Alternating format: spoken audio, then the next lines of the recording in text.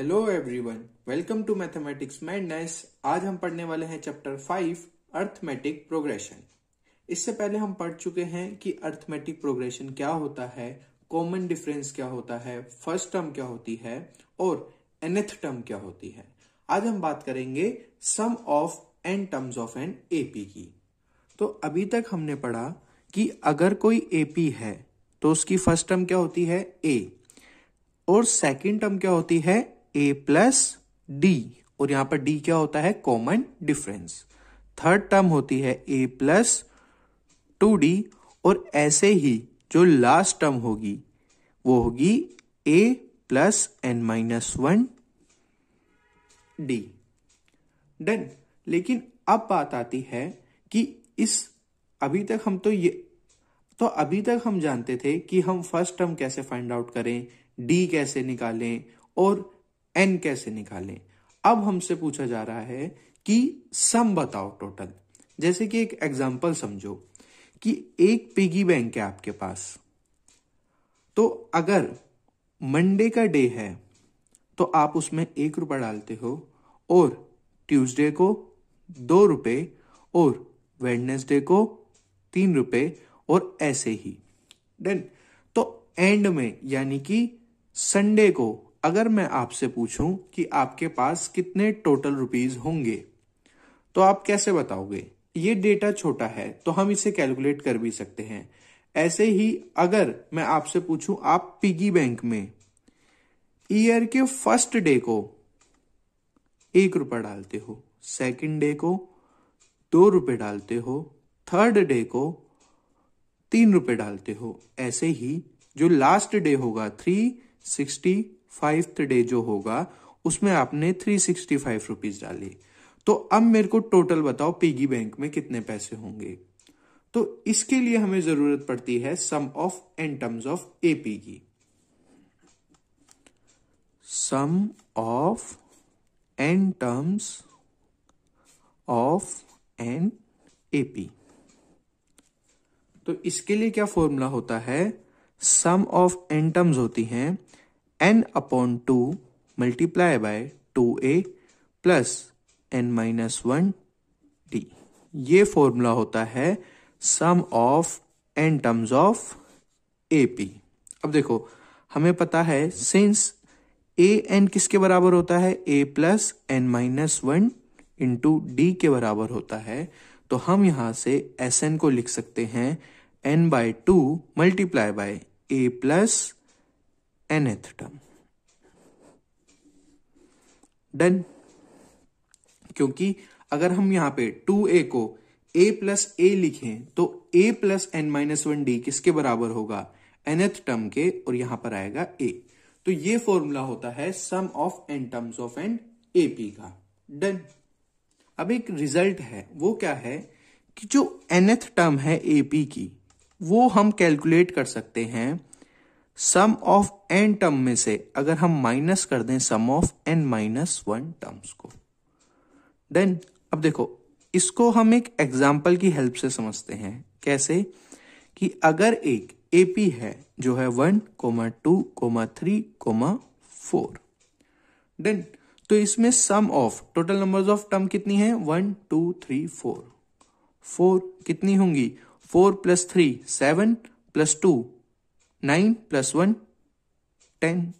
और सम of 3 terms यानी कि स्टार्टिंग की 3 टर्म्स का सम कितना होगा 1 प्लस 2 प्लस 3 यानी कि 6। तो ए nth इस फॉर्मूले के अकॉर्डिंग कितनी होगी sum of all terms minus sum of n-1 terms, तो वो है 6। तो ए nth यहां से निकल के आई कितनी 4। और यही फॉर्मूला कहता है कि जो nth टर्म है वो किसके बराबर होती है Sn माइनस Sn-1। और अगर हम Sn माइनस Sn-1 करते हैं तो क्या आती है nth टर्म, और क्वेश्चन में भी यही हमारी nth टर्म थी। तो इस वीडियो में हमें 3 फॉर्मूले याद रखने हैं, सम ऑफ एन टर्म्स के 2 फॉर्मूले और एक formula nth term find out करने का यूजिंग सम फॉर्मूला। डन। अब कुछ क्वेश्चन सोल्व करते हैं ताकि हमें ये कंसेप्ट एकदम क्लियर हो जाए। Now question number 1, find the sum of first 22 terms of AP 8, 3, -2 and so on. तो देखो AP क्या है 8, 3, -2। हमें फाइंड करना है सम ऑफ 22 टर्म्स। तो n की वैल्यू कितनी हो गई 22 और a की वैल्यू यहां पे कितनी है 8। तो d की वैल्यू कितनी होगी 3 - 8 यानी कि -5। अब हमें क्या कैलकुलेट करना है सम। तो हम Sn का फॉर्मूला लिखेंगे equal to n/2 into 2a plus n-1 into d। तो n की वैल्यू है 22/2, 2 इंटू a की वैल्यू कितनी है 8 प्लस n की वैल्यू है 22 -1 और d की वैल्यू कितनी है -5।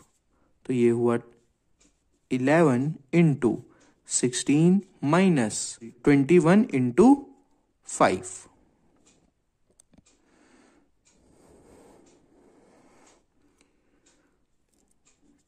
डन।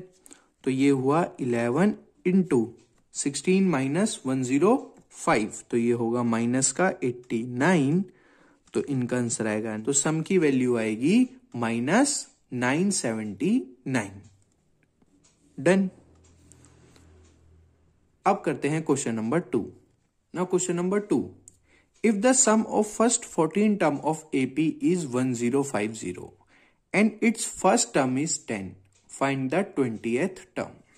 तो देखो हमें क्या क्या गिवन है कि जो फर्स्ट टर्म है वो है 10 और सम ऑफ फर्स्ट 14 टर्म्स कितना है 1050।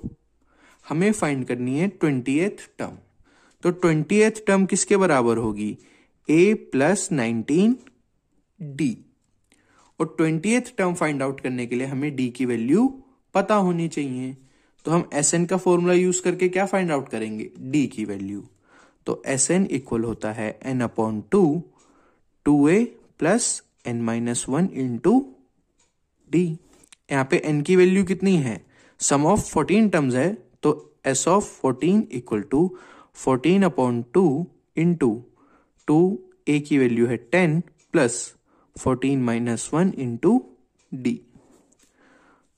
ये है 1050 इक्वल टू 7 20 प्लस 13d। तो यहां पे ये वैल्यू कितनी आएगी 1050/7 इक्वल टू 20 प्लस 13d। और अब हम इसे कैंसिल करेंगे 7 × 1 = 7 एंड 7 × 5 = 35। तो 13d इक्वल आया 150 माइनस 20।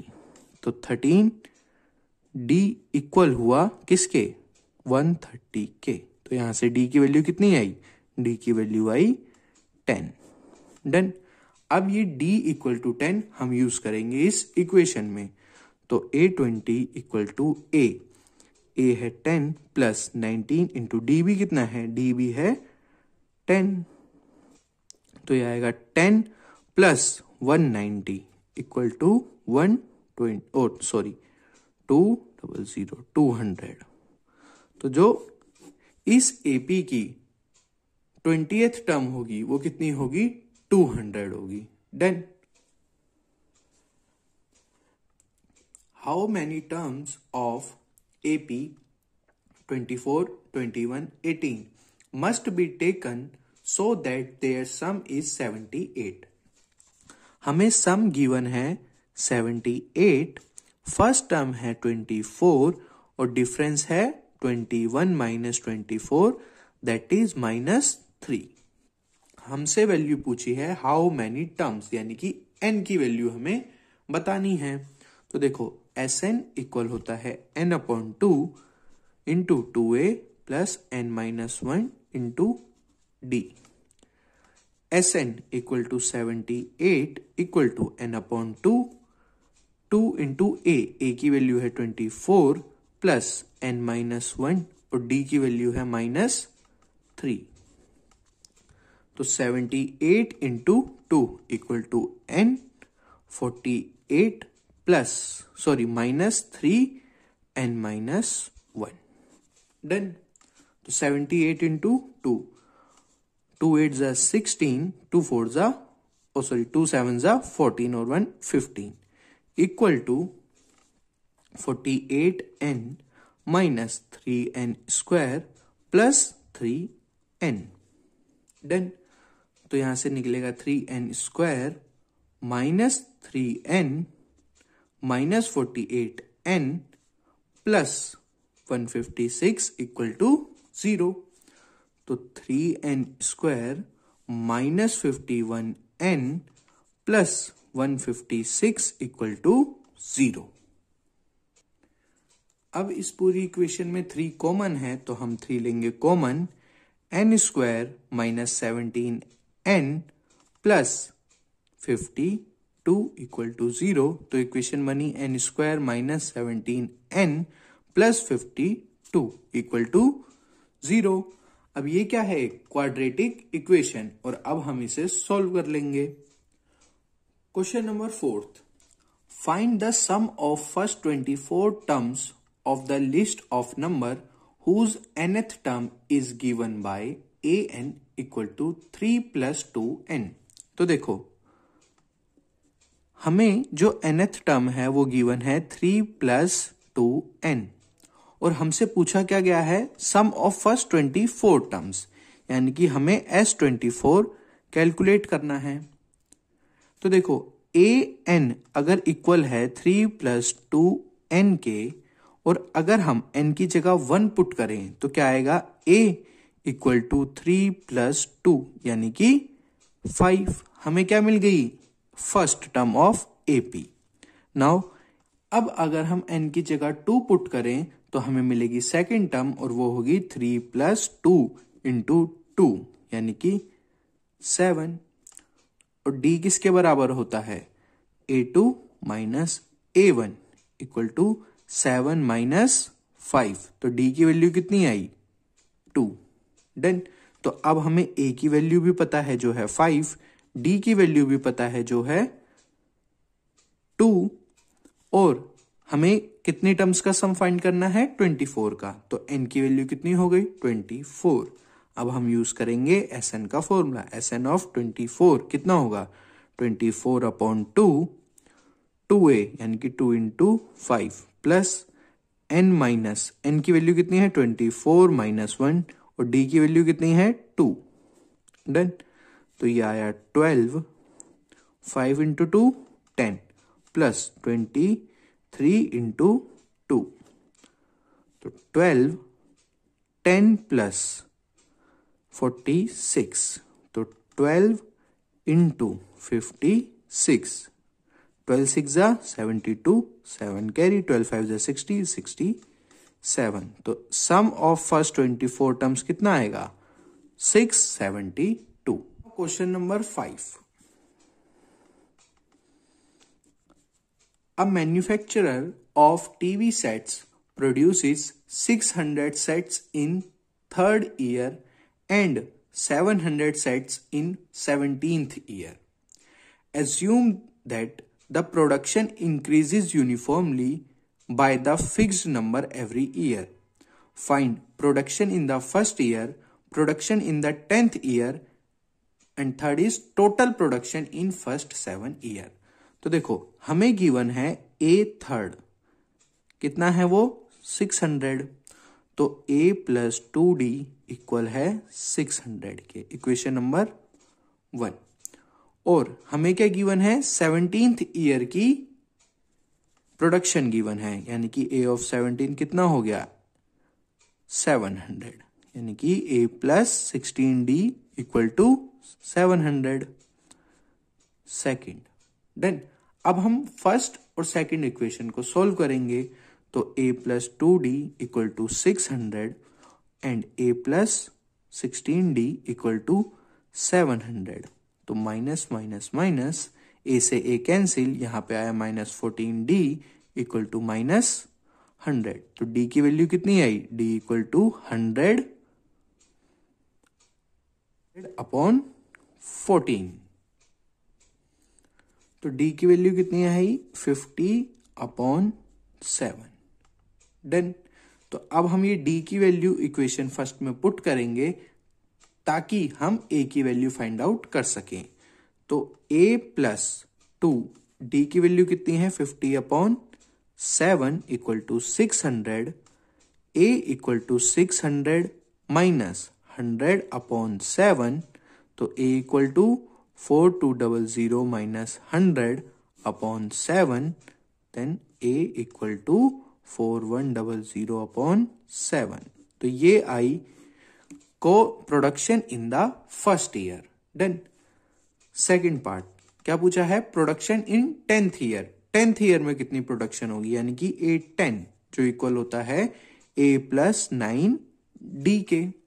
तो a की वैल्यू कितनी है 4100/7 प्लस 9, d की वैल्यू कितनी है 50/7। तो ये हुआ 4100 प्लस 9 5 45/7। तो ये कितना होगा 0 5 5 एंड 4/7।